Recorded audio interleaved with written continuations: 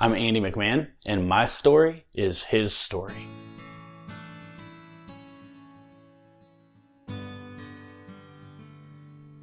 I guess it all went wrong. At my earliest memories, my mom and dad were always fighting, and they were drug addicts for as long as I can remember. I love my mom. I do. She, I believe, tried as hard as she possibly could. She was abusive and mean and insecure and took all of that out on me and my older sister. At a young age, it was, spankings or whatever that probably went a little too far, but as we got older, it became fist fights and getting hit with things, trash cans, whatever she could reach to hit us with. When I was in first grade, our house burnt down. I remember sitting across the street watching that house burn down until the firemen could get the fire out. And I remember my mom and my dad fighting or freaking out, and I wasn't quite sure what they were freaking out about, but it's because they were in the house for so long because they were getting their drugs before they burnt up, Shortly after that, we jumped from hotel to hotel waiting for it to be rebuilt or whatever. And this was like the turning point in our life where things were finally going to get better. We were going to own a house, and it got rebuilt. And my mom and my dad,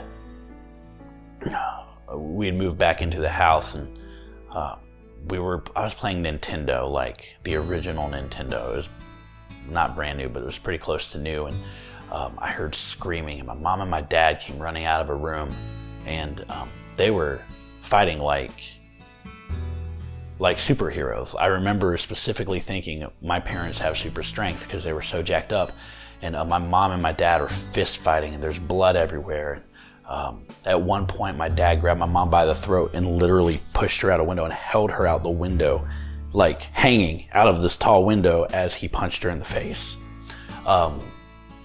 And then pulled her back in, and he ran out of the house, and she threw a knife at his head and tried to hit him, and it got stuck in the door. When the police finally came, they could not get it out of the door. That night, my mom tried to kill herself, and she ended up going into a rehab facility. And I moved in with my friend and his parents. I was in first grade.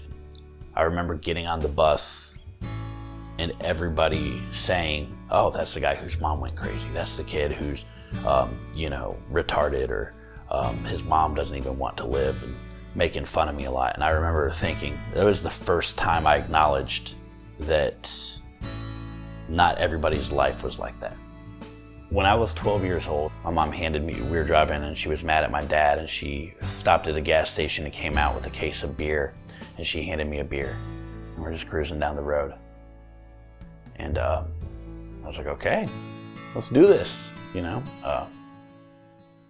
Started drinking, and then maybe an hour later, she was taking her pills, and she handed me some Xanax, and so I took some Xanax, and then shortly after that, I think she lit a joint, and she handed me a joint, and so I'm smoking weed and trying to just fit in, I guess, or feel cool with my mom. And then later that night, her friends were like, "Man, you must be really tired. You've been drinking and taking these pills." And they laid out a line of cocaine for me. I just remember thinking, I'm gonna do this, and I did it. And it was just okay. But I acted different enough. People were laughing at me. People were talking to me, and I felt like I was part of something. And I remember feeling like people like me for the first time. They like me. And something powerful about being liked.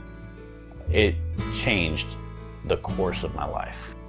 My mom, who used to always tell me, whenever things would get rough or whenever things weren't going her way, she would say, "I'm just gonna kill myself. I just wanna die." Or sometimes she would even pretend to attempt suicide. And in the midst of this, I was cleaning out a car of my friend who had just killed himself, and she calls, and I answer the phone, and she says, "Everything's going wrong. Nothing's going my way. I'm just gonna kill myself."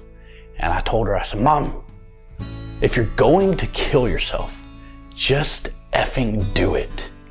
Because I don't want to have that on my shoulders anymore. I don't want to, you know. And the next day, I got a phone call that my mom had killed herself.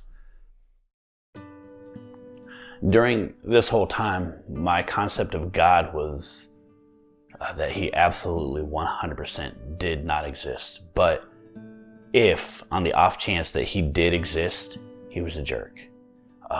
With everything that I've been through, from the fire and the house burning down, to the abuse in my family, to being evicted and moving so much, to all the little things that happened, if he existed, he was a jerk.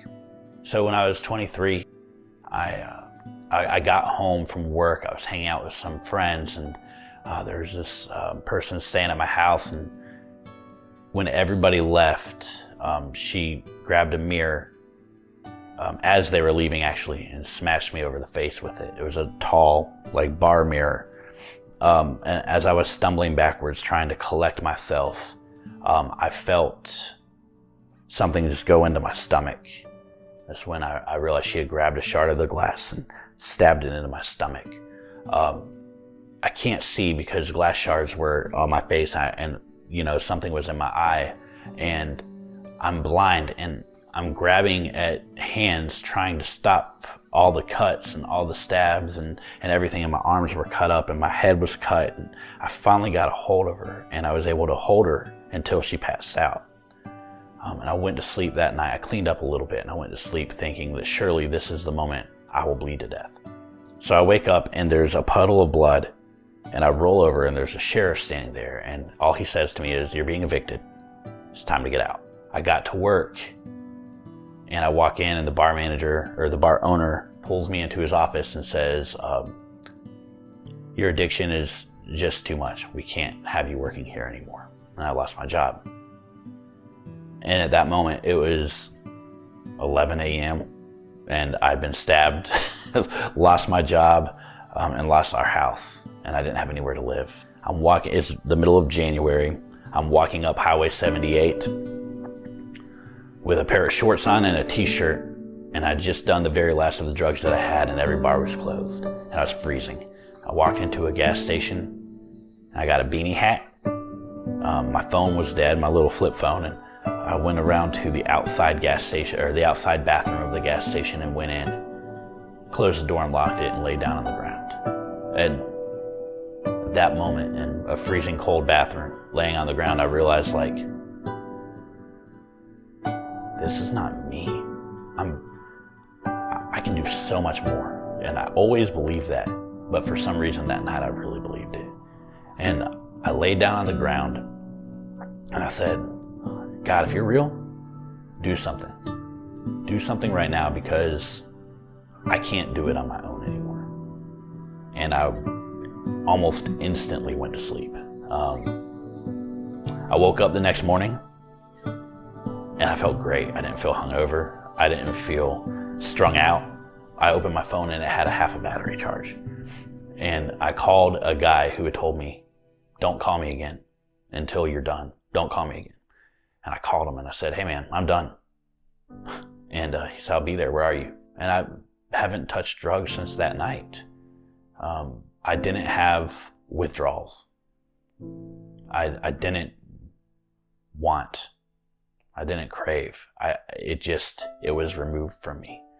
Shortly after that, I started talking to my wife more and more. I had known her previously, but she would not really talk to me. And she started just really talking to me about God and explaining to me about the love of God and the grace of God and the power of God. And I started realizing that night in the gas station was not me being really strong and realizing I was better than that and just quitting. It wasn't my mind power, it was God. And that April, I was asked if I accepted Christ into my heart, and I did. And from there it was good. You know, it's not that life got great or everything went away and all my mistakes went away, but it was everything made sense. I was able to understand how to deal with things and look back at my life and see where God was, where his hand was. Every time that my heart stopped and I didn't die, every accident, every car accident I was in where I was protected, miracle after miracle after miracle that I ignored and I actually called bad luck, was actually amazing miracles of God. And now I've been married to Andrea for going on 10 years. I have 3 kids, Gemma, Levi, and Phoebe. And with no high school diploma, just with a GED, I have a great job at the Center for Disease Control. I'm an IT specialist there. And I'm the creative director at Discover Life Church. I get to work with technology every day, whether it's at my job or at my church. I get to talk to people about my life. I get to share my story. I get to be me. And I finally understand what I've been searching for this entire time. That feeling of love that I felt the first time I got high. I feel that times a million. And it's not the love of anybody here on earth, but it's the love of a Father who loves me no matter what I've done, no matter where I've been. And even when I was doing that, he had his arms around me, pursuing me furiously. And that's it. You know?